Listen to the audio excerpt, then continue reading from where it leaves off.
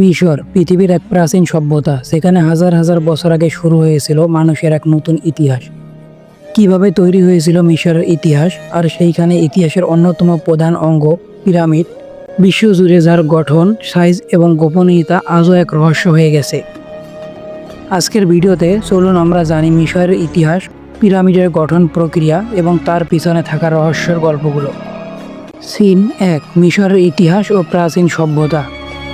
মিশরের ইতিহাস শুরু হয় প্রায় 5000 বছর আগে, যখন এখানে শুরু হয় এক নতুন সভ্যতা যা পৃথিবী জুড়ে পরিচিত হয় প্রাচীন মিশর নামে। এই সভ্যতা তৈরির সূচনা ঘটে নদী, বিশেষত নাইল নদী এর উপর ভিত্তি করে। নাইল নদীর নিয়মিত বন্যা মিশরের কৃষির জন্য উপযুক্ত পরিবেশ তৈরি করেছিল, যার ফলে মিশরবাসী এক সমৃদ্ধ কৃষিপ্রধান সমাজ গঠন করতে পেরেছিল। এই সভ্যতার জনপ্রিয়তা বাড়তে থাকলে রাজতন্ত্রের সিস্টেম গড়ে ওঠে এবং ফারাওরা হয়ে ওঠে মিশরের একক শাসক। তারা তাদের ঐশ্বরিক ক্ষমতা দিয়ে রাজত্ব করতেন এবং তাদের ক্ষমতা প্রমাণ করার জন্য নির্মাণ করতেন বিভিন্ন শৌচালয়, মন্দির এবং পিরামিড। সিন 2, ফারাও এবং তাদের রাজত্ব।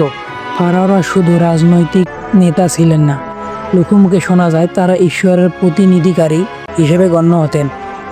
মিশরের ফারাওদের রাজত্ব শুরু থেকে তাদের পবিত্র ক্ষমতার ভিত্তি ছিল মন্দির, সমাধি এবং বিশেষিত পিরামিড।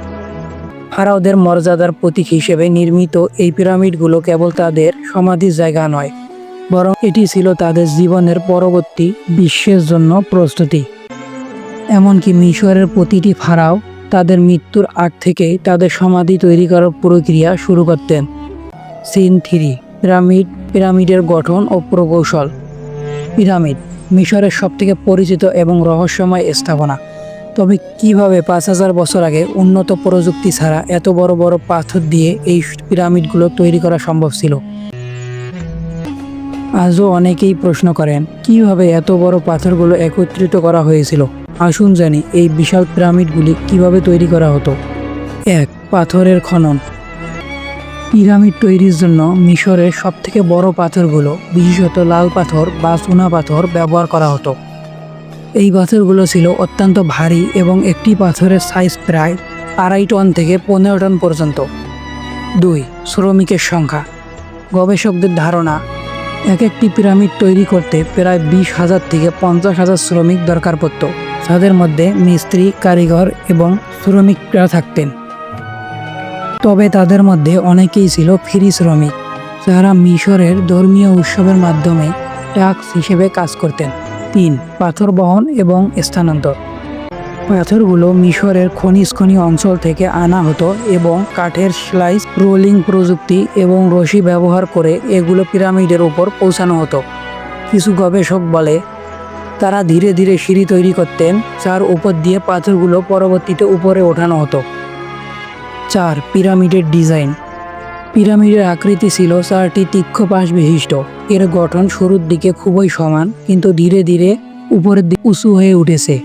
পিরামিডের শীর্ষে ছিল অত্যন্ত পয়েন্ট এবং এটি ছিল সোনালী পাথরে বা গোল্ড দিয়ে মোড়ানো। সিন 4, পিরামিডের উদ্দেশ্য এবং রহস্য। পিরামিড শুধু একটি স্মৃতিস্তূপ বা সমাধি নয়, বরং এটি ছিল ফারাওদের চিরকালীন জীবন নিশ্চিত করার জন্য একটি বিশাল শক্তির প্রতীক। প্রাচীন মিশরীয়রা মনে করতেন মৃত্যুর পর তাদের ফেরাওদের আত্মা সূর্যের দেবতার কাছে পৌঁছাবে এবং এই পিরামিডগুলো তাদের আত্মার মঙ্গল নিশ্চিত করার জন্য নির্মিত করা হয়েছিল। এছাড়াও পিরামিডগুলির ভিতরে বিভিন্ন ধরনের অমূল্য রত্ন, চিত্রকর্ম এবং মূর্তি সংরক্ষণ করা হতো, যাতে ফেরাওরা পরবর্তী জীবনে সেগুলো ব্যবহার করতে পারে। সিন 5, পৃথিবীর 7টি আশ্চর্যের একটি।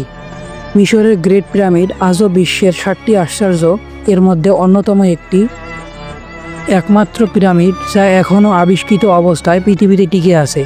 এই বিশালতা এবং স্থায়িত্ব পৃথিবী জুড়ে লোকদের আকৃষ্ট করে, কিন্তু পিরামিড নির্মাণের সঠিক পদ্ধতি এবং এর সাথে সম্পর্কিত প্রযুক্তির বিষয় আজও গবেষকদের মনে এক রহস্য হিসেবে রয়ে গেছে। যদিও অনেক তত্ত্ব এবং গবেষণা রয়েছে, তবে এখনও কিছু প্রশ্নের উত্তর মেলেনি।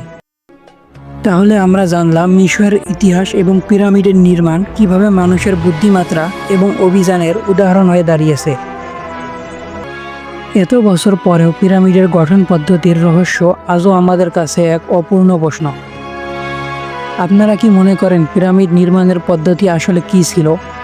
এই বিষয়ে আপনার মতামত আমাদেরকে কমেন্টে জানান। ভিডিওটি ভালো লাগলে অবশ্যই লাইক, কমেন্ট এবং শেয়ার করতে ভুলবেন না।